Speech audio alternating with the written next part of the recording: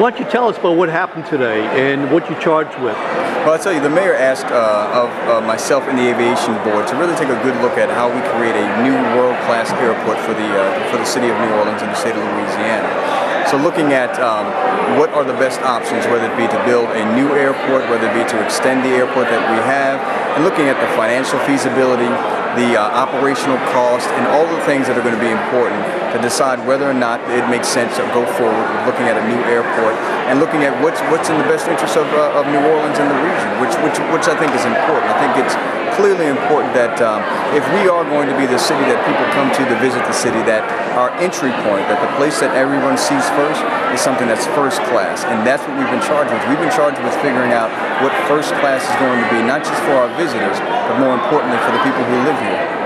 Is funding an issue? I mean, obviously we're talking about, we're trying to build a major medical center in Mid-City, and there's a lot of political discussion about that going on, a lot of political debate.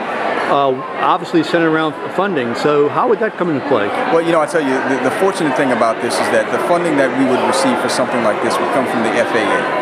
Would come from the federal government, will come from different places and not the taxpayers. So, you know, it's one of those opportunities where it looks a bit different. This isn't really municipal government. It's really the FAA, the federal government, and it's also the charges that we're receiving from, whether it be the tickets that are being purchased or the airlines that are being there and the rents that we're receiving from them. So what the public will see is no new taxes on this. But what they will see is us doing better with the dollars that we can actually access than we have before, because we really haven't gone after them. We really haven't asked for them. Mm-hmm. Is there a target date?